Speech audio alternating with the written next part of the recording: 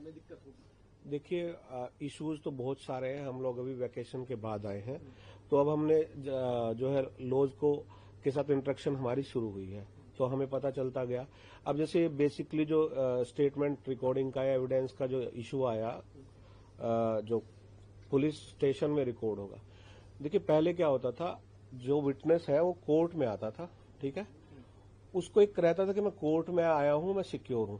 आपको ये पता है कि पुलिस विटनेस फ्रेम भी करती है और नहीं भी करती है। तो जब वो कोर्ट में होता था तो उसे ये सपोर्ट होता था कि मुझे अगर आज यहां सच बोलने का मौका मिलेगा, लेकिन अगर वो पुलिस थाने में होगा तो ऑब्वियसली उसको फिर वैसे ही ट्यूटर किया जाएगा, उसको वैसे ही पढ़ाया जाएगा।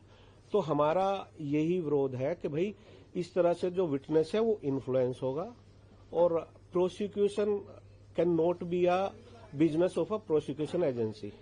अब जो है इस लॉ से प्रोसिक्यूशन जो है वो प्रोसिक्यूशन एजेंसी का धंधा बन गया। कहने का मतलब है कि अब उन्होंने ये करना ही करना है। पहले था कि भाई जो सही होगा वो प्रिवेल करेगा, अब ये हो गया है।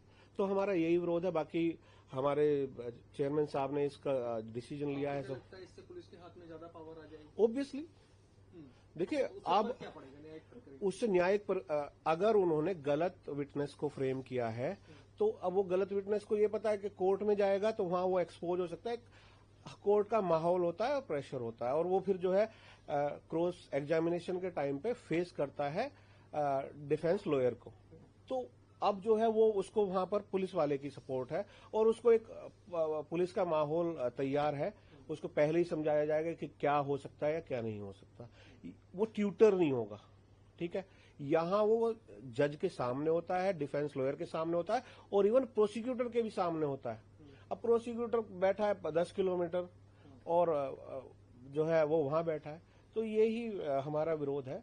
तो अभी बहुत सारी समस्याएं, जैसा कि चेयरमैन साहब ने आपको बताया होगा, तो उन्हीं को लेके अभी हम जो रिसर्च कर रहे हैं, हमारी सर ने टीम वगैरह बना दी है, मीटिंग्स चलेंगी, और रिसर्च के बाद अगर कुछ और सामने आता है तो सरकार के सामने रखेंगे।